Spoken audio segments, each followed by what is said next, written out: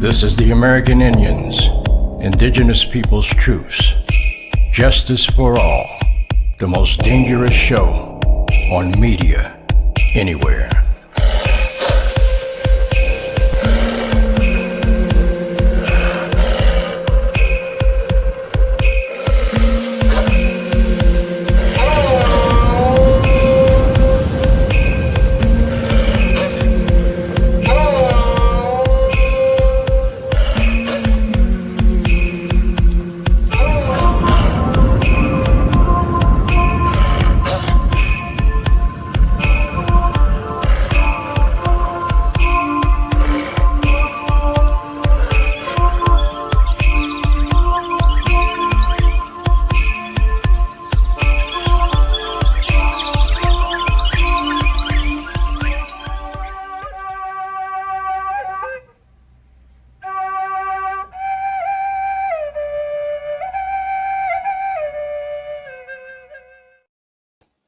OCO and greetings. I'm Jay Winter Nightwolf, and this is the American Indian Indigenous Peoples' Truths.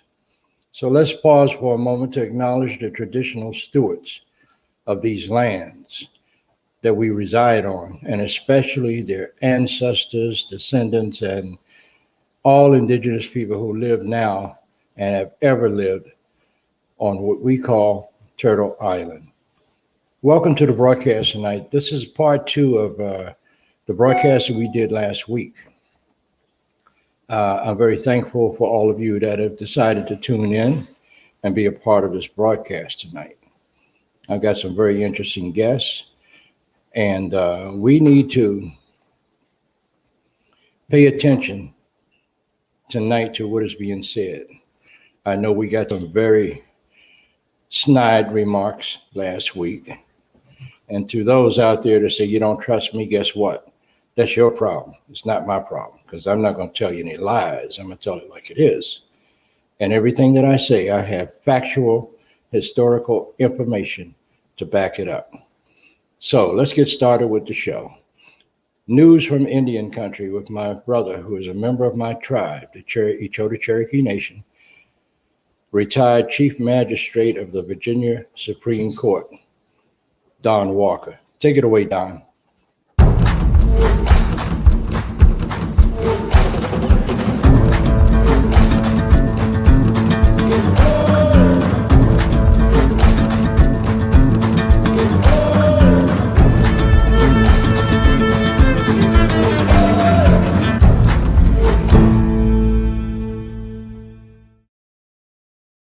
Thank you, Brother Nightwolf, and welcome to all my brothers and sisters out there. News tonight is going to be concerning the Indian schools and stolen souls and broken promises. Boarding schools are a continuing crisis of colonialism. This is by Seneca Scientific Solutions. The relation between the United States and indigenous populations has been built on broken promises for the theft of native land, culture, and identity. Treaty-making practices and governmental policies have forced this inequitable relationship, which has resulted in a sanctioned ethnic cleansing and cultural genocide. The operation of Indian boarding schools remains one of the core intergenerational atrocities that continue to impact indigenous communities, families, and individuals to this day. Alongside the government, religious institutions remain in control of these schools, and many within these entities are guilty of abusing indigenous children. The Indian boarding schools were not academic institutions, but instead labor-intensive concentration camps established to eradicate all vestiges of Indian culture. Nothing more than ethnic cleansing hidden under the disguise of doing good for the American people. In these institutions, Native children were taught that the genocide of their people was a benefit to them, and the only other option to assimilate into the predominantly white culture was death and damnation. To understand the relationship and these intergenerational traumas, we must look at the history, policy, and institutions that directly committed and contributed to the mass genocide of American Indian and Alaskan natives. Much of this policy revolves around the information and function of Indian boarding schools, one of the most devastating assaults on indigenous populations since disease ravaged tens of thousands of native people upon initial European contact in the Americas. The policy areas of conquest, 1492 to 1780, treaty making, 1790 to 1849, and assimilation, 1850 to 1921, provide an historical platform for the forced imprisonment of Native children, an effort that sought to strip them of their cultural identity. These children were taken by federal order, were taken from their families forcefully, against their will and their family's will, and put in these schools. And these schools were located all over the country, the most famous of which is probably the Carlisle Indian School in Carlisle, Pennsylvania. Kill the Indian, save the man is the prevailing motto of Army officer Richard Henry Pratt. Indian boarding schools that were opened in the 1860s that further solidified the pervasive ideology of manifest destiny, an ideology utilized by Adolf Hitler to justify Germany's God-given right of expansion during World War II. The ideology, this doctrine of belief that cited the expansion of the United States throughout the American continents as both justified and inevitable, was utilized as a weapon of mass genocide, both in Europe and in the United States. The ideology is still being used to justify past horrors and atrocities committed against indigenous generations. As both the Miriam Report in 1928 and the Declaration of Indian Purpose in 1961 clearly outlined, historically, there have been many shortcomings and broken promises on behalf of the U.S. federal government in relation to American Indian and Alaskan Native populations. This is still an ongoing issue. We've got people today that recall it. The parents, the grandparents that went to these schools still recall what happened at them and the impact it's had on their lives. A lot of these kids died there. It was a killing field for them and never made it home again. As an example, their culture was banned, their language was banned, their hair was cut, their clothing was changed, and they were subject to corporal punishment for any of these infractions. Next article here is St. Mary's Mission, the place is the devil. This is from Indian Country on Friday, Cincinnati, Ohio. It's been a long time ago, more than 50 years, that Jolene, get this right, Grundy taught at the St. Mary's Mission boarding school in Confederated Tribes land in Omark, Washington. This lady went there to teach at a request. It was 1966. Grundy was 20, an idealistic, newly minted graduate from the Jesuits' Santa Clara University of California, interested in art and social justice. Energized by the church's involvement in civil rights issues, she jumped at the priest's invitation to teach at the remote boarding school as a means to live out her Catholic faith and help improve the world. It was a romantic adventure, but turned sour in less than a year, and she parted.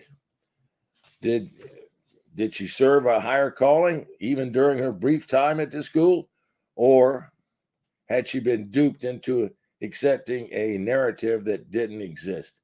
She's still trying to answer that question, but she agreed to talk with Indian Country about her experiences. The nagging uncertainties grew after Grundy received a letter in 2018 from the Jesuits' West Province of the Society of Jesus, informing her of the credible claims of sexual abuse of minors by clergy stationed at churches and schools in the California and Oregon district. St. Mary's was a part of the Oregon province. Grundy had admired Obed Center. The gregarious priest seemed genuinely passionate about preserving the indigenous students' culture and language. He sometimes took her along when he visited the tribal lands. Could he really have abused the children, she wondered, a self-described cradle Catholic. Grundy was raised to trust the clergy. For a time, she even considered becoming a nun. She was a Catholic all the way. Recalling that Obenschenner had died in 2018 and emotionally unprepared to dig further into the unpleasant findings, Grundy put the letter aside. She returned to the comfort of her carefully curated and orderly retirement life. But then the news hit of discoveries of hundreds of unmarked children's graves at Canada's Indian residential schools, and she was shocked to the core. Grundy began to re-examine her memories of St. Mary's. Were they accurate, or had they created a more palatable narrative? A lot has transpired since then. When she abruptly fled the school in 1967 to live in a commune in the Haight-Ashbury neighborhood of San Francisco. Although her time teaching art and other classes in the long, thin building on the school's campus was short, she still thinks of it clearly uncertain about her tenure there, unwilling to entirely believe the terrible allegations against Obenschenner. She clings to her positive memories of the children. She has long red hair in those days. The kids were all over me, touching and braiding my hair. I loved being with them, and they loved being with me. The red hair is gone now and turned wispy white, cut to tidy bob. It frames her sharp blue eyes as she spreads the contents of a file folder out on her coffee table. She saved these items all these years as a touchstone, a reminder of the children she loved. There was one outgoing girl that she really appreciated and worked with extensively, and she struggled into school, but she wanted to please me. Abandoning the school's curriculum, Grundy encouraged your children to express themselves. I had an entire wall covered with pictures from current magazine, she said. My class was a lively, open place. Grundy recalls a beautiful landscape and clear blue sky, collecting apples in a nearby orchard with the children, and watching with a combination of delight and fear as they jumped from high cliffs into the river. She loved their exuberance over basketball and dancing on Friday night to a jukebox in the gym. They were crazy over basketball, and they were very good, she said. Although she was saddened to know that the children were removed from their families, she told herself they were better off in the mission. Obenschenner and others at the school told her the students came from dysfunctional living conditions with a lot of abuse and alcoholism in their homes. She believed them. At least she reasoned they were fed and received an education. Every day began with the same breakfast for the children. Oatmeal, cup of milk, and a single apple. I never witnessed any abuse, Grundy said, but then I was 100% busy with the students. I taught art, reading, writing, and even religion. But as time went on, she grew uneasy over the school's mission. My sense grew that the whole thing was rotten, she said. It was an impossible journey for these kids. They were being systematically removed from their culture by this education and Christianization. I'm a strong dreamer. I remember dreams from my childhood, she said. There was this incredible blackness. It was like a huge black wave coming over the lake, a black moving thing coming over me, over this mission, and then a message. This place is the devil. She told school administrators she was leaving in the middle of spring term, and strangely, they failed to question her decision. She is telling us that something stunk in that system, and she couldn't quite figure it out, but they were hiding from her the fact that these children were taken forcefully and made to do what they wanted them to do. Brother Nightwolf, that concludes news this evening. Thank you so much, Don Walker. Appreciate your efforts and what you do every week with the news. And hope to talk to you real soon again. Don Walker. Thank you.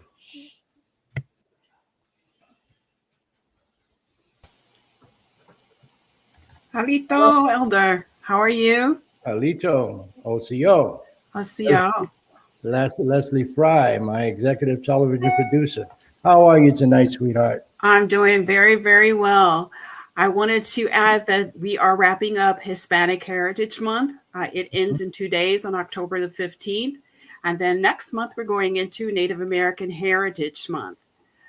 So we're going to have a lot of content for our audience members and those who join us just, to talk about Native American Heritage Month, what it means to us, history. So we'll have some really good programming at that time.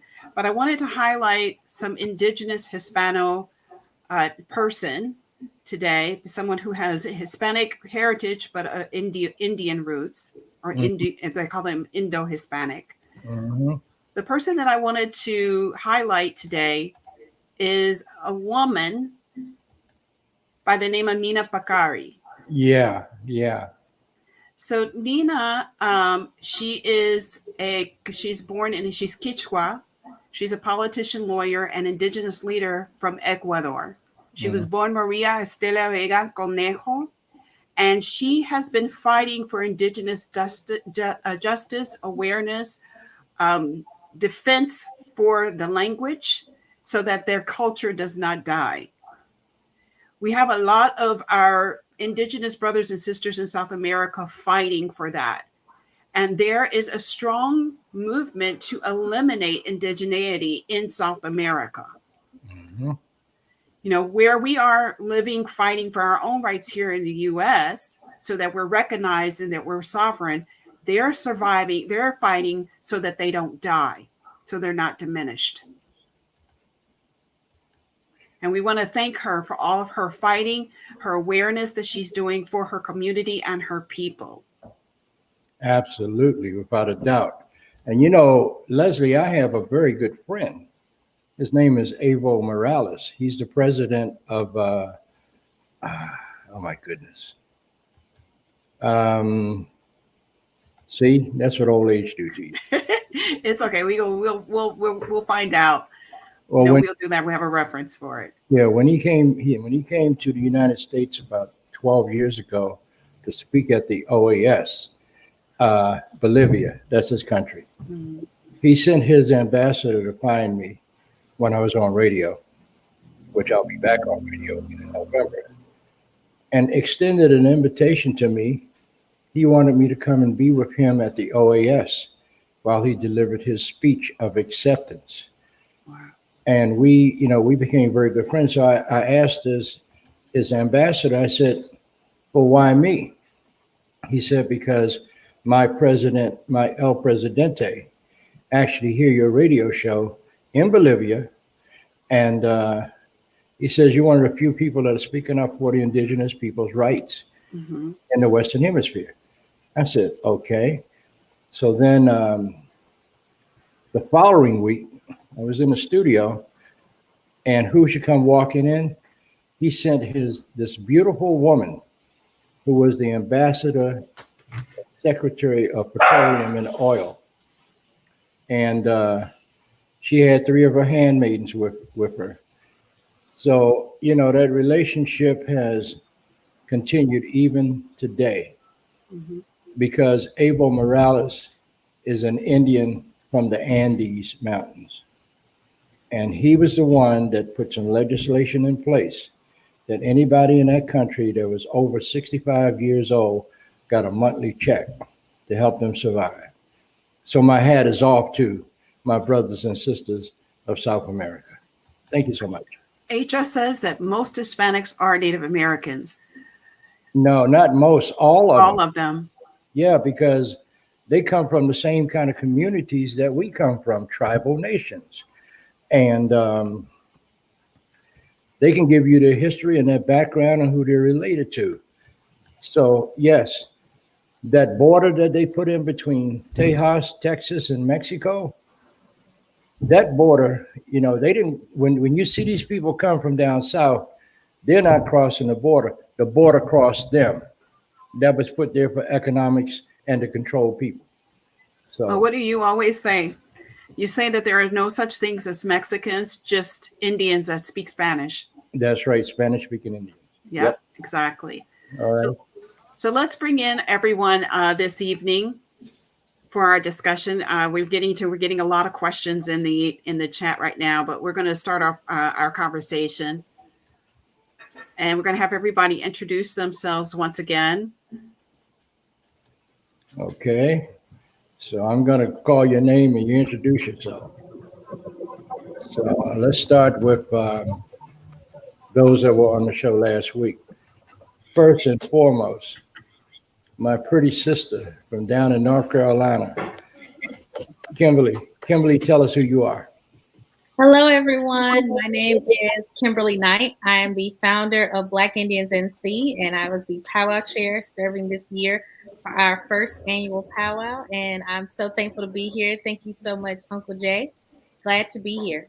You're very welcome. I'm glad to see you here. So now let's go to, is that Kwame Sunhorse?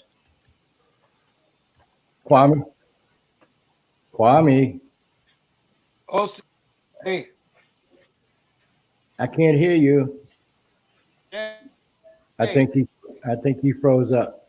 So we'll come back to you, Kwame. Don Wolf, Gregory E. Woods, Don Wolf, who's tell them what tribe you're affiliated with. My tribe, my bloodlines are Creek and Crow and African, and I am of the things I'm a wisdom keeper and a father, and I'm also a husband. And there's more, but I'm grateful to be here. Thank you for having me. Oh, absolutely. So now let's see if we can get Kwame in. Kwame, are you there? Kwame. I think he's frozen. I think we're going to have him come back in. Okay. Another person that was on with us last week is Lovell Eagle Elk. Lovell, how you doing, bro? I'm good, Uncle Jay. All is well. Absolutely. Tell us a little bit about who you are, tribal affiliation, and everything. Okay, I'm the principal chief for the Scrute Wokan Indians of the Cape Fear, basically contemporarily known as Cape Fear Indians. And Scrute is how you say Tuscarora in the language. We're descendants from both tribes. One of them, they wrote us extinct, but obviously we're still here because I'm speaking. I'm not a ghost. I've been on this path for a little while, and I'm learning every step of the way. Uncle Ted Silverhand is the one who gave me my name, Eagle Elk, and another teacher, Saligio White Wolf, Tony White Wolf, who has since passed away, is one who taught me about my clan, which is Bear, and my responsibilities. And my other cousin, who's also a pipe carrier, taught me some of the ceremonies. So I'm still a baby in that. I'm still growing and learning. Also a martial artist, author, into entertainment and media and so forth. Okay, thank you so much. Yes, sir. Happy to see you. Yeah, Now, you too, Aunt. my brother sitting down there, Mwalim, the funky professor. Tell us who you are. Professor Morgan J. Peters. Go ahead. Well, gee, you just told them who I am, so I can put my mute back on now.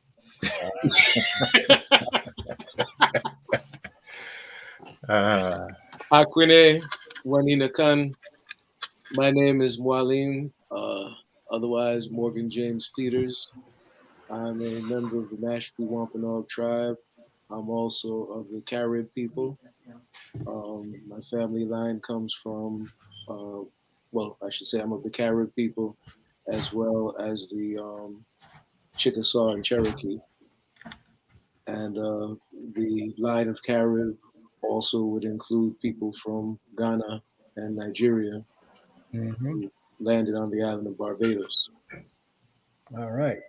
Carrying all those ancestors with me. And I'm a professor of English, Communications, and Black Studies at the University of Massachusetts, Dartmouth, and a founding member of the band and production team, 6-time Grammy nominated, band and production team, the soul funk group, the Googleados, and owner of Polyphonic Recording Studios. All right. And he's been my friend for, I can't even count how long it's been. It's been a bit. We both had dark hair on our faces and head when we met. So yeah, what happened to that? So it faded in the sun, brother. It faded in the sun. Yeah. But anyway, thanks for being here, bro. Also, I think we got Kwame Sunhorse. Kwame, can you hear us? Kwame. Okay, well, we'll have to come back to Kwame. Talk by it. I didn't hear you. Kwame, you're muted, and I can't unmute you. You muted yourself. Somebody put a sign up there. Mic open. All right. Okay. OCO, Jay. Anyway, and good evening to the panel. I am Kwame Sunhorse. I sit here on the stolen lands of the Muskogee Creek here in Georgia. Lina Winila, I am Shawnee. By my mother's matrilineal, I am of the Wolf Clan. I'm also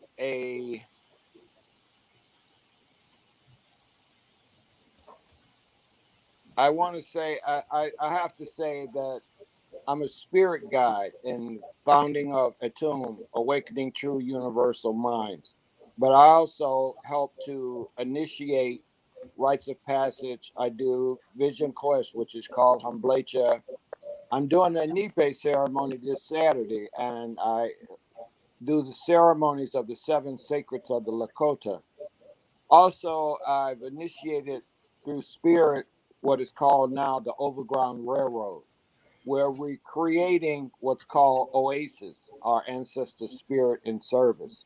We're creating spaces where we can come and grow our food and be able to bring what we just did in Tuskegee, Alabama last weekend. We had a festival where now we're building A-frame houses and tiny homes on 25 acres.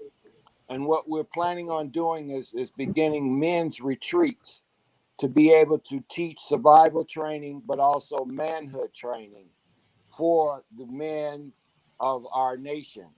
And so what we're seeing now is that we have to come back to the land because of gentrification and another urbanization plan called smart cities. So what has been given by Spirit Takashalas is to say that we need to return to Ina Maka, Mother Earth, and begin to utilize the land because we are people of the sun and the land. And what we've just taken the land back in Ohio, the Shawnee nations of Oklahoma, the Eastern Shawnee, and the Shawnee of Kansas, 3 chiefs, went to Serpent Mound and reclaimed that land as their sacred land and their sacred entity that belongs to that nation. So now we have charge of that state park, which has the sacred serpent that was built there by our ancestors of the Shawnee Nation. So these are part of what Creator is allowing me to be of service. Also, the Healing Lodge there up at where Jay is in Brandywine, Maryland, runs a school for initiation for women and men. And we just opened up what's called the Eagle's Nest down in Nauvoo, Illinois, where we're going to be training recovery programs and also helping men and women coming out of prison. So this is the way I see that Spirit has guided me. So that's who I am. Okay, thank you so much, Kwame, for being a part of what we're doing tonight. Like I said earlier, we're going to continue that conversation that we had last week. So Leslie, it's time for you to say something. Alito Jimechukma. My name is Leslie Fry. I am of Mississippi Choctaw heritage. I also am of Catawba Cherokee heritage and Mi'kmaq heritage. I am the executive producer of Jay Winter Nightwolf Live and also executive producer of Native Brown Media. I am someone who is beginning my journey in my discovery of my Native heritage. So I'm in the beginning stages and learning and reading. So a lot of the questions that a lot of you all have in the panel, I have those same questions and have been very fortunate to surround myself with elders who can tell me the truth and direct me into the right places that I need to go in order to learn. Last week's discussion was an overwhelming response. So before we begin our discussion this evening, I want to clarify a few things that were spoken in the chat. One, we're going to use a lot of terminology interchangeably in this particular discussion. We're going to use terms that we are going to call placeholder terms, which is Black, African American, Aboriginal, those things, because most of us, that's how we have been classified. Until we find our people and our nation, we can't be termed anything else. And this is a panel for people to learn. So this is what most people know. So we're going to use those terminologies. Also, I know that a lot of you all have questions. I would highly recommend that you come back next week for our fireside chat in order to get some of those questions answered, because we will not be able to get to all of these questions this evening. The important thing here is that everybody is on a journey. And if you are seeking a journey, just don't go by word value. Do your research and do your studying. Read, read, read. That's all I can say. And you will become more knowledgeable, because the more knowledge you have, the more power you have, and you'll find out who you are. Absolutely. And this is not a broadcast of confrontation. This is a broadcast for education. And I understand that there's been a couple of comments about, I don't trust Jay Winter Nightwolf. Well, you know what? I don't care whether you trust me or not, because I've done the research, I've done the hard work, and I know what I'm talking about. So, and if you haven't done the hard work, you haven't done the research, you haven't read anything, don't bring that mess to this broadcast, because I'm not going to deal with it. So we'll be right back in a few minutes. Don't go anywhere. I'm Jay Winter Nightwolf, and this is the American Indian Indigenous Peoples Truths. That's why we call it Truths. See you shortly. Don't go anywhere.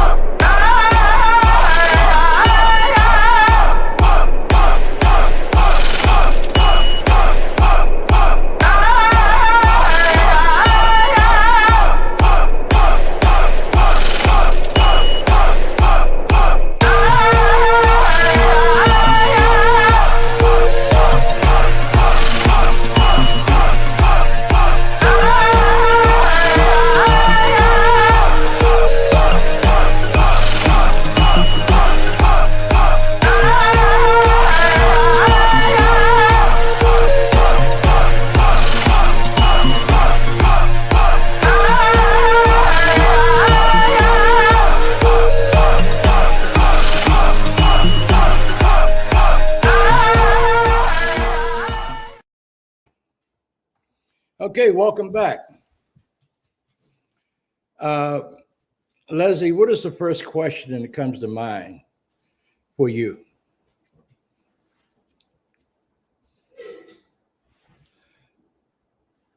I can't hear you. Unmute. The first question that comes to my mind is the terminology pure blood. We get a lot of back and forth about that terminology. Can anybody explain to me, is there any truth in anybody being pure blood? Yes, Elder, you can go first. Well, you know, the terminology pure blood or pure full blood they gave that to us when they needed us in Europe because they were trying to pedigree us, you know. And anybody that paid attention to the Dawes rolls, you'll find out that a lot of people were not allowed to be on those rolls. And the reason for that was because when the federal government was dealing out money in favors, they had to find people that would fit into their mold. And all of this stuff about full blood, you know, I got a question about that. If you're breathing and living and you got blood running through your veins, then you're full blood. But all of this mess about classifying people from where they come from, what they look like, you know, it's a bunch of crap. And I think one of the people that can really lend some credence to that is my brother there, Mwalim. Mwalim, put your 2 cents worth in it. Well, what I want to do is give us some context. Okay. You had people who wandered from North Africa over into the Alps. And we then end up with the populations of Sicily and southern Italy. You have people who wander from Morocco into Spain, and not only wander, but you then have the main military training forces, the most formidable military coming out of Morocco, whereby the Prussian Empire is recruiting Moroccan generals to come into what is now Germany. The Ottoman Empire, you know, the entire military structure of the Ottoman Empire comes out of Morocco. You have people who worship Osset in Kemet, and the Greeks then call her Isis. And then Isis wanders further up north into the ancient people of what is now England and Scotland and Wales. And they now have a winged goddess that they pray to. You have the Aboriginal people of England, who were later invaded by the Anglo-Saxons and, of course, by rape commingled with the Anglo-Saxon people. So the Pecks, the Fairies, etc., and the other tribal people are now wiped out by the Anglo-Saxons. So there you have a whole bunch of blood mixing taking place in Europe before they even come here. And now these are the same people who are then going to turn around and talk about who's a pure blood. So I guess it would then be a matter of, ask me that question again. Who's a full blood? Who's a full blood? Mm-hmm. Can I also quantify this for a lot of people? So there are people that believe that there are quote unquote full blood natives, indigenous in Alaska, full blood in remote areas of South America, full blood in I even heard the Southwest of the US. So I wanted to kind of quantify this is because based on my studies, if you look at ancient DNA, and this has been proven, people that came in we are now qualifying as Inuit or Mi'kmaq, all these people are actually of a Eurasian admixture. Way before they came to Alaska, they came from Russia. They came from Mongols. People that are in South America, South American indigenous people, are mixed with the Rapa Nui and other tribes that were mariner people. You cannot say someone is a full blood. This is a new term that was given to us because it was to qualify if we were part of a treaty, right? Land or anything else. When we use that word full blood, it separates us as nations. If we were identified as a nation, full blood, blood quantum, bi blood would have no significance here. You would be known by your nation and your people. The most identifying factor here that we should say is, who are your people? Not are you full blood? You know, when I went to Oklahoma years ago, I talked to a lot of elders, and the first question they asked me, who's your family? Who are your people? What's your family name? And that's how we identify each other. The only person that can identify an Indian is another Indian, not some white man back in some office that want to qualify people based on his needs and desires, you know, because that's been a misnomer ever since they got here. They didn't come here as friendly people. They invaded us. So my brother, you know, my sister, Kimberly, what do you have to say about that? And then I want to go to Lovell. Kimberly? I want to say that, yes, I agree with the comments that have been said tonight. Thank you, everyone that's commented so far. For me, I'm here in North Carolina, and this is a state that has 8 state-recognized tribes and 1 federally recognized tribe. But I want to give honor to all those nations because all these people here are still here. And they are very honorable in the works that they do for their tribal communities and staying connected. And that's what it's really about, is community connection. I hear a lot of talks about blood quantum, especially with the whole I want federal recognition kind of conversations when it gets into that. But I think we have to go back to what our ancestors were doing truly and authentically, was making sure that we are accountable and claiming our actual descendants and actual cousins and family.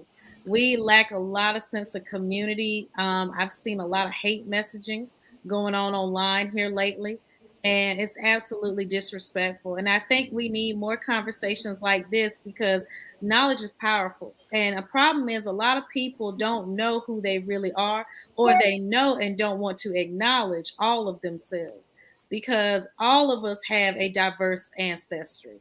It's not, to my preference, when I say my opinion, I do not believe in the concept of quantifying people by blood quantums. That's just me personally. So that's my take on that. I don't want to take up too much time from other panelists. Not a problem. Lovell, Eagle Out, your thoughts on this conversation? You pretty much answered it for me. Yeah, I agree. I agree with everything you said, and I also want to congratulate all of the tribes here in North Carolina. Everything that they do is for continuity, is to continue the culture. I was asked by an anchorman today, what was the difference between our event that we're getting ready to have Saturday, which is the Harvest Gathering, versus a powwow, and why is ours better? And I said it's not better. They're equally the same because it's about continuity and teaching our kids who they are, just like every other ethnic background, other groups teach their kids. If we give them that sense of belonging, they won't look for it out in the streets and all these other wrong places that they go to. But getting back to race and full blood and percentages, and I don't speak that language. That's a language I don't speak that language. You know, that's Mandarin or something. I don't speak that. I don't speak in percentages. I have a problem when you elevate. Now, I am not putting down Two-Spirit. I'm using Two-Spirit as an example. When you elevate Two-Spirit, but then you hate on Two Nation, a person who belongs to Two Nations, then you are a hypocrite. How can you elevate Two-Spirit and you hate and you practice colorism and racism against Two Nations, a person who walks in Two Nations, but then you elevate the person who is walking as Two-Spirit? If you respect one, how can you disrespect the other? Disrespecting either is not the indigenous way. As far as I know, and from what the elders told me, that's just not our way here. I totally agree. Someone made a comment here, and it's a very interesting comment. I'm going to pull this up, and it's from Steve Aizumi. And he said, how can an equal child raised in a non-Indian family in a bubble get themselves identified by another Indian? And I kind of want to speak to that because I've also heard that terminology that an Indian knows an Indian. The only thing that I can justify that is where your heart is.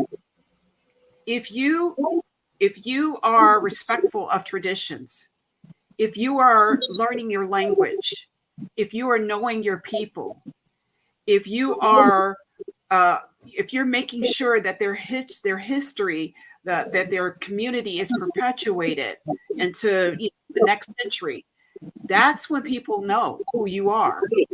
And let's make this very clear. There were people that were inducted into tribes that were not of native heritage whatsoever, but because they were people who honored the traditions of the community that they were representing or are a part of, they were inducted into the tribe. So that's when somebody knows that you're native. You know, you're absolutely right about that. You know, if folks want to argue about who was here first, who's full blood and all of that stuff, what you really ought to be arguing about is the survival of this planet. And this planet is dying. You know, what you really want to do, you want to be just like my brother that's here this week, Arthur Red Cloud, who was one of the stars in Revenant. There's over 400 or 500 people that came from out west, from 40 different nations that are here in Washington, D.C., protesting against that number 3 pipeline that they're trying to run through Indian land and everybody else's land. We know what pipeline leaks do. Just look at what happened in California last week. You want to argue about something, argue about that. And Joe Biden said he would shut it down when he was campaigning. And I voted for him. And then you've got other things that are happening to this world. And it's all because of the greed of a certain group of people that feel that they can survive all of this mess that they're making. No, you can't survive it. You don't give a damn about your own grandkids or your kids, and you refuse to cap those pipelines. What's wrong with solar energy? It works, you know? So we need to be arguing about that instead of arguing about, you know, tribal affiliation and full blood and all that other mess, you know. Continue. Let's speak to that specifically. Okay. The importance of tying yourself to the land and having respect for it. This is something that we know in a lot of our own communities, and I would say people who are living the Black experience, we have no tie to that land because we don't feel that we own it. Yet and still we'll kill somebody over that land that we don't own. Let me ask you, what is the significance of us being tied to the land and making sure that that's respected? Okay, who wants to take that one? Don Wolf, Kimberly, I saw your hand first. Yeah, I'll give a little quick snippet. I want to give honor to not only the ancestors that lived on this land where I am in Raleigh, North Carolina, the Saponi people in North Carolina, but also to people like Crystal Cavalier Keck and Jason Keck, who are out on the front lines, who are doing a lot of water protecting and doing the protests nationwide. I think it's very important to be connected to the land as Native people because it's a connection back to our ancestral roots. And we have to protect Mother Earth. We have to if we want it to sustain for generations to come. And by all of us doing our part, we can make progress because it should not be trash the size of an island out in our oceans, or be issues of pipelines coming through different marginalized neighborhoods and different areas. We really have to start paying attention and being very accountable to the politicians we elect, locally and nationally, for those things. Absolutely. I was talking to someone the other day that down at the rally, I mean, the Indigenous Peoples Day rally, day before yesterday, do you know that there are over 400 or 500 people that came here on Tuesday, or actually last weekend, that are protesting against all of this mess that's going on with the environment? And 100 of them volunteered and got arrested to protest what their feelings are. And I believe 100 got arrested today, and they're going to keep on doing it until they get the attention to what's going on with our environment and our political leaders. I other people will say, well, I hate to say this, but I don't hate to say this. The majority of American politicians are nothing but crooks. They take money under the table. They do favors for these big corporations. And I know they're going to come after me, but hell, they've been coming after me for 75 years. I don't give a damn about that. What we need to do as a people, first of all, let me clarify something. All white people are not bad. Just like all of our black brothers and sisters are not good. And all of our Native brothers and sisters are not good. I think what they call in the black community, they call them an Oreo. Black on the outside, or brown on the outside, and white on the inside. In our community, we call them apples. Red on the outside and white on the inside. So until we get rid of the apples and the Oreos, we're going to always have these problems. And I think everybody should stand up and take a position on saving grandmother Earth, because without her, we have nothing. Everything that we have, we get from her. So if we destroy her, we're destroying ourselves and our future generations. All right, somebody want to jump in? Yes, go right ahead. Piggybacking off of cousin Kimberly, I want to give a huge shout out to Jason Crazy Bear. That's Crystal Cavalier's husband. He's one of the people that you're talking about who got arrested up in DC area. Yeah. Protesting the pipelines. One of the things that they and we and a lot of us, Kimberly, a lot of us here in North Carolina are working on, and I think we have some families in Virginia. I'm not sure the scope, how far we're reaching and people are getting involved, but the rivers, the pipelines here in North Carolina, the Cape Fear River is horrendous. Gen X, PFAS, they call it the forever chemical. Our people have been dying from cancer, living off the Cape Fear River, fishing and catching fish. And for 30, 40 years, we've been saying it's attributed to old age. And now to come to find out that Chemours and DuPont has been dumping that stuff in the river, and we've been eating it. And now they're finding it's airborne. They're finding it in alligators 60 miles inland. So it's a serious issue with our environment. It's affecting, I know a woman right now in Wilmington who lost a child to that, unborn, I mean, it's terrible. Everybody wants to debate about who was on first or who was on second, who's a full blood, what percentage you are. And our folks out here dying, just trying to live off the land because they're polluting it. So I wanted to give a huge shout out to Jason. He's, facing the fire.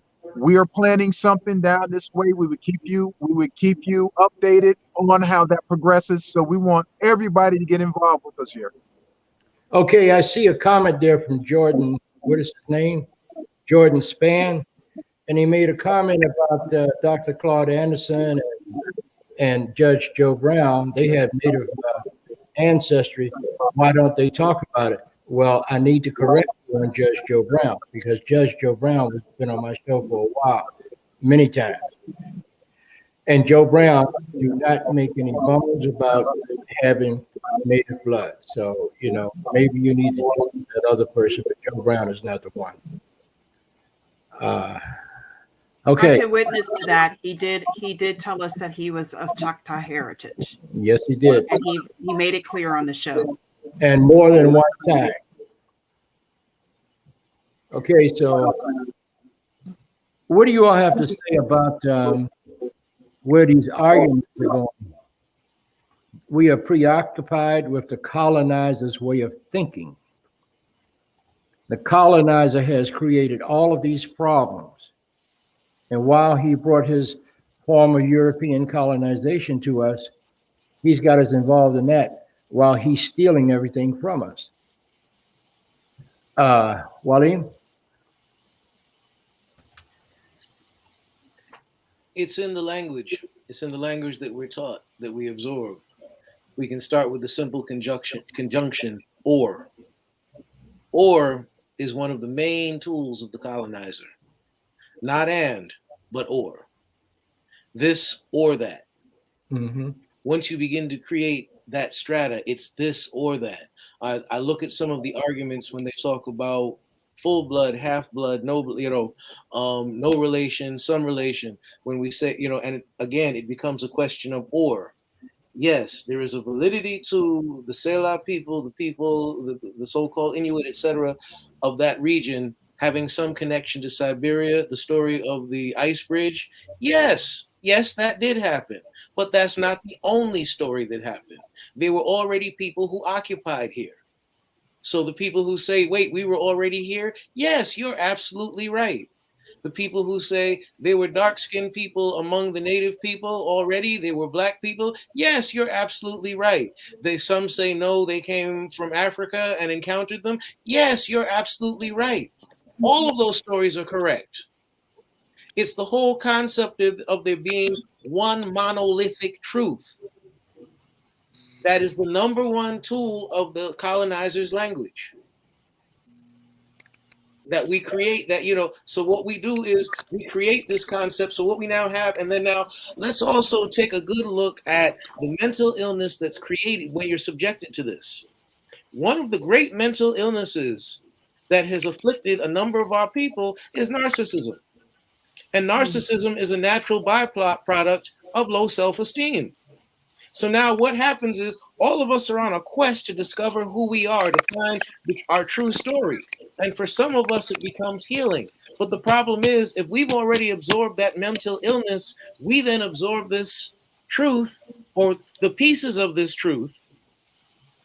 And when we absorb the pieces of this truth, we then decide this now makes us superior because I have this little bit of knowledge. And and the problem is we have way too many people trying to look through a binocular and only got one working eye. That's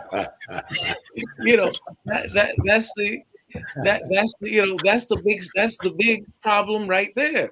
So when you have the so-called Afrocentrists all arguing, first of all, because you're saying everything is black, that doesn't make you an Afrocentrist. When you can actually break down the tribes and the languages, when you can actually, in fact, let me stop that. When you can even recognize these are not tribes, these are cultural people. Tribe is tribe again. If we're getting rid of colonizer language, we are not tribes. That's a colonizer term. That's a term used to belittle other people. How come they lived in villages? They lived in communities. They lived in countries. They lived in towns, but we're tribes. The fact that we have structures that are villages, the fact that we have governments that they actually base their government on. Right. You consider that the Algonquin Compact, which contributed to the Iroquois Compact, which is exactly what they stole with their whole, the many make up the one. That was our concept that they stole. And you know what?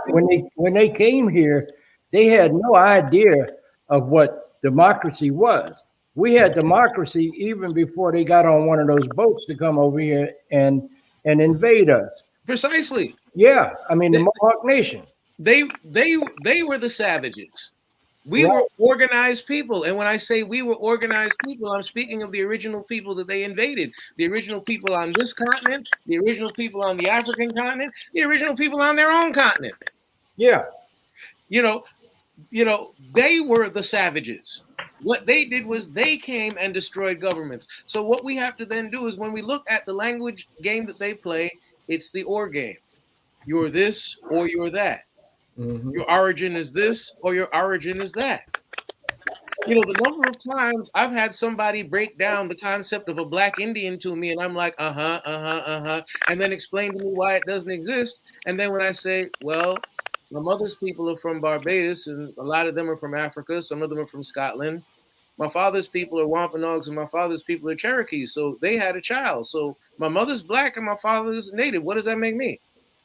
A black Indian. Precisely.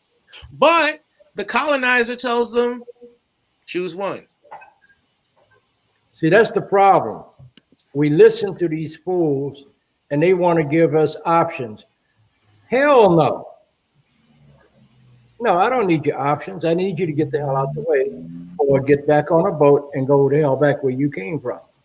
Because the only thing you ever brought here was genocidal practices, diseases that we had no immunity to, and these backwards ass ways of thinking.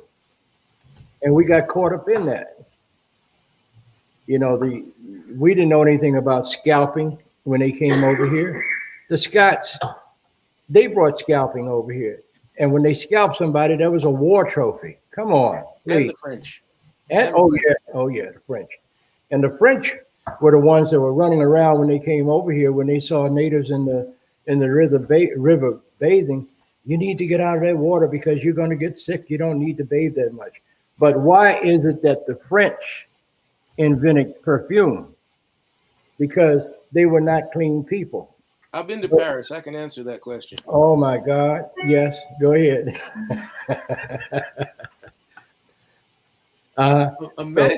Imagine walking around in an open armpit, like right there. Mm-hmm. After somebody been to the gym for about 2 hours. Mm-hmm. That's the experience. That's the experience of being in Paris. That's the odor. It's incredible. But nonetheless, I'm sorry. Well, I can also attest to that as someone who studied French for many years and had to study French history and French literature. This is why they invented perfume. People did not bathe, and they threw everything, feces, everything in the Seine River. God forbid you should fall in that river because it has centuries old of feces, urine, all kinds of stuff dumped into it. You know, they were afraid to bathe. They were afraid to take makeup off of their faces. They were afraid to do all of those things. Yet and still, when we were called savages as people, when we were bathing, we knew how to clean our teeth. We knew how to do things. Most of the modern hygiene practices used in Europe today were learned from the indigenous population. Exactly. Yeah. Yeah. We were also savages because we didn't beat our children. Mm-hmm. Mm-hmm. Go ahead, Lovell. I see you. So you raise your hand. Go ahead. Lovell? Hold on, he's muted. Let me unmute him. Go ahead, Lovell. Go ahead, Lovell. Yeah, Uncle Jay and everyone. When I speak about a person having indigeneity, I always talk about my family first because I'm not an expert in Lakota history. I don't live there. I don't know the families. Even if I know the families, I didn't grow up there, so I don't know the intricacies of those communities there like that. But I know mine. I know how certain surnames changed over time. You know, a name in colonial records is, and today it's a totally different name, but you can connect the dots. People not from here wouldn't know that. I know my family. Somebody said, "Look at these fake Indians on our continent." I just seen that comment pop up. Why would somebody say that and not knowing your history, Uncle Jay? Les, Kimberly, and everybody else. People don't know us. You know, we're not rejecting anything that's mixed in us. We're embracing it. I don't want to be Lakota. They have a proud history that they should be proud of. I have a history that I'm proud of.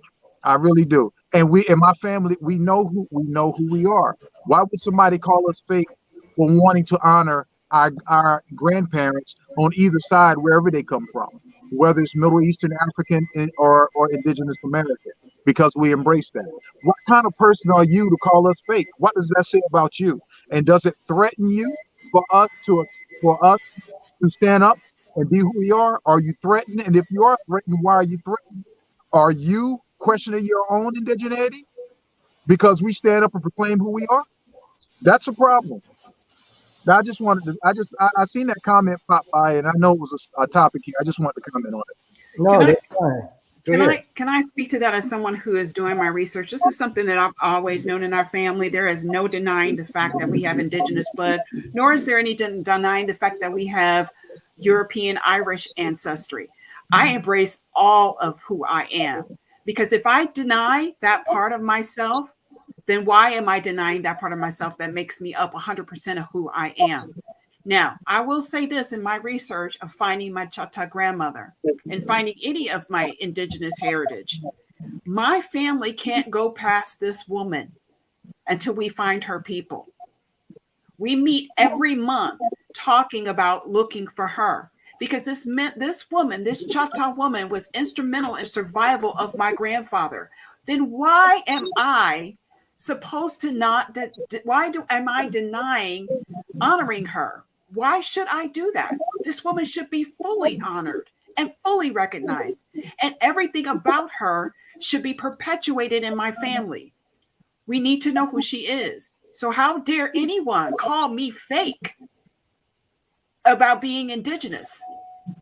How you don't even know any of us? That's because of their own insecurities. They don't know who the hell they are. So they want to point fingers at us who are beginning to recognize who we are. It's that narcissism that I was talking about that comes from the low self-esteem. That's exactly where they're coming from. And I've had that since I'm a clinical therapist by day, that I can tell you that the comments I've seen regarding Black Indians NC and other platforms that talk about the real truth about Native and Black people, I can see that there's a lot of traumatized, hurt people out here. And I agree that a lot of people don't know who they are. And so they project their traumas onto other people who are doing something positive. And I always look at people's pages and things, because I call them my fans. I check out their pages. I say, hey, fans, glad to see y'all here. Because they're sharing my content and posting it in groups that are disrespectful and everything else. But it's so sad to see that there's truly that much turmoil and pain across our Turtle Island. And it's ridiculous. And we need more healing. And we need more support. And I need some doers out here. I'm tired of the Twitter thugs, the Instagram thugs, the Facebook thugs. I need some workers out here because I'm out here working. So you can join me in the work. and the Zuckerman thugs. Yes, they're all out here. So please join me in working. Don Walker wants to say something. Hey, when Don Walker wants to say something, we've got to listen to Don Walker. Judge Don Walker. And here comes the judge. All right. Have you got me there now? I got you. Okay. People that come up with these negative statements and calling us different names and so forth, I've found throughout my career are usually somebody of very limited mental abilities connected to a very small brain. And I pay no attention to words. They don't hurt me like the old sticks and stones things. Second is in terms of who we are. There's only two that need to know who we really are in terms of ourself, our ancestry. You can put any label on it you want, blood, quantum, or otherwise, but that is yourself and the creator. Thank you. Thank you, Leslie. And that's exactly right, Don. You said it. I want also our audience to look at the spectrum of color here at this panel. Nobody is talking about who's a Black Indian, who is an Indian of admixture or other different heritage. We're all natives here. We're all talking here. Nobody's fighting here. And this is how it should be. We should be connected by who we are and our people and our past, what we've gone through. So just to say that, I wanted to make that very clear here. There is no difference here except that you see nothing but Native people. There's a point I want to make with these people who are putting out these assertions or questions. But speaking as a father and his grandfather, they have not touched the parts of themselves that need to be touched, meaning got these enormous emotions of anger, and then they don't have the often I've found, because I've met a number of them in person over the years, they don't have the intellectual discipline where they can go through the steps of studying. And so that has to be very frustrating. But then many of them don't have the touch of love that comes from a grandparent, parent, and there's a great deal of violence in this country, and it's in the air. And the inability to know who you are and then to be in this type of environment, you're always from a childhood, and this is when our childhood is stolen, you're always like this. You're always, who's coming? And you're posed. And when you do pause, you pause to eat, you pause to sleep, but you get further and further from who you are. And because the way the United States is set up, the culture that's set up here, people are not enough. Too many of them are not invited to come into the ceremonies. They don't understand. Using Nightwolf for an example, Nightwolf reflects many aspects of the culture that brings people together. And so instead of getting into these arguments about the blood quantum, once you enter the sacred space that's established, there's this moment, because I've enjoyed sitting in Nightwolf's yard and other places I've done Sweat Lodge. I've enjoyed watching what happens when they cross out of the lines and move into the circle of ceremony. And the not understanding what differences are between the circle and the line, they're always angry. So one of our responsibilities is to learn how to create sacred space. And one of the great challenges is, how do you create sacred space in cyberspace? And I spent a lot of time figuring out how to do that. But one of the things that doesn't happen often enough is that online, you have to take breaks. And every year that I was online, I would always announce, there was a certain time would come and I would disappear. I would announce it, I'm off for a week. Sometimes I would be off for an entire month. And in that time, that was a regrouping. And also, one of our responsibilities as elders is how to learn how to direct our prayers. And I've found that in the realm of prayers, it's become less and less of the number of words. It's as if the heart starts to talk and verbalizes in the simplest form into the space where spirit is. But spirit is also here on the land. Spirit is within our bodies, and it gives a freedom. And that freedom that's embodied within the elders translates, of the things it translates into power. And these detractors don't understand power. And it's harder for them to understand power because of the things I have said previously. Okay, thank you. I'm gonna stop there. Thank you.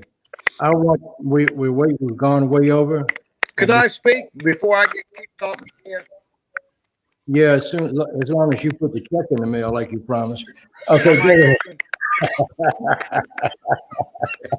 Your mic is open, Kwame. Yeah. Come on, Kwame, speak. And I've been here, but whatever technical difficulties is. But what I'm hearing is that we're looking at identity. And the thing that we have to understand, English is the only language with an army and a navy. Wherever you find English, you find that it's backed by an army and a navy, and it perpetuates them saying how they define who invade. And we're sitting here and we're contemplating who's our identity, and we are the original. What is a white person? Tell them to define who they are, because Anglo-Saxon, Irish, Italian, whatever, defined by a country. And so they are invaders here, and now they've adapted and said that they are Americans, and they are the dictate to say that if you have one drop of blood or that blood, you're not pure. But you got to remember, you derive from us because the white person is nothing but a defective African genetically. He came out of a womb, and over time and evolution formed that defective self that he is, as Francis Quest Wilson says, that he has recessive genes. And his gene pool is not the strongest pool to be looking at, because our blood, full-blooded, means is that we are the original blood, full blood. We are the original blood of humankind. They proved it with the mitochondrial DNA in their science labs. We cannot keep arguing what is original when we know we are, if we know who we are. And these are the parts of the challenge that we're having as a people, letting someone else give us a definition to define what came out of the first woman's womb that was black, originated the original people. So what we're looking at is surviving genocide. Survive this book. I'm trying to get it in the picture. Okay, get it It's quick. a book. It's called Go. Surviving Genocide by Jeffrey Ostler. And you can read this book, and from 124 to 130 tells you nothing about mixing of the African and the indigenous people on Turtle Island, the Black Shawnee, the Black Cherokee, how we intermixed with this when the invaders came. We got to reel and write our story because we're reading their story and believing their definition and taking on their mentality because they're sick. That's why you have racism, sexism, because the ISM means an ill, sick mind is thinking. Okay. We got to stop this. Right. The origin of who we are comes from the womb. That's right. why we have the matrilineal. Okay. Thank you, Kwame. I appreciate that. Kwame, can you, somebody wanted to know what the name of that book is one more time. Can you pull it up? Oh, I think we lost him. Here he is, right here. Here we go. Let me pull it up. Okay, put it in the camera, please. Surviving Genocide. Yeah. By Jeffrey Ostler. Okay. Well, thank you. I want to thank all of you for being here tonight and be a part of this discussion. You know, we've got a lot of work to do. And the work that we have to do is to preserve Mother Earth. Because we only got 50 years before we'll cross a line that is nothing we'll be able to do to preserve Mother Earth. Even if we have to take some people down, these corporations, you know, these folks that are greedy, all they want is money. They got to go. Their whole philosophy is anti-human survival. I'm more interested in the human species surviving, and I'm not interested in proving myself, and I don't care whether you like me or not, because that means nothing to me. I will continue to tell the truth until I take my last breath. You don't understand what we see. So many of you do not understand what we see. I have survived cancer 4 times, terminal cancer. I have survived 3 major strokes, but I'm still here, only by the grace of the Creator. Not something the man did, they assisted, but no. When the Creator put us all here on this earth, the Creator gave us every herb and every solution to every physical problem that we could have. But they're creating problems that these herbs are not going to be able to address. So we need to put an end to all of this mess. I thank all of you for being here. I love all of you, believe me. And Joseph Cooper, I am so proud of you and your comments, brother. So I will say this to you. Leslie, do you have any words before I close the show down? Once again, I want to thank everybody. People want to know how they can reach out to you and support your channels or any of the efforts that you are promoting your work. Please give that information to me and I will put it in post. And so for those who are asking, I will make sure that it's in our Facebook feed and as well as our YouTube feed later on this week. Thank you, Leslie. I will tell all of you this. For 22 years, I was on a radio station in Washington, D.C. I didn't accept any money. I didn't get paid. It was a volunteer position. And that's how my broadcast career started. I'll tell you this story. I lost my mom, I lost my dad, and then I lost my baby brother. And when I went to his funeral, he was actually the youngest Native American lieutenant colonel in the history of the Marine Corps. He graduated from the Naval Academy in 1976. He did well, very well. But when I went to his funeral out at Arlington Cemetery, that was the changing point in my life. I was so pissed off with God that I went home, and I had a little dog, a fox terrier. His name was Sam. When I walked in the door, that was the only being in my house. The television was off, the radio was off. And I felt it was my time to get God on the carpet.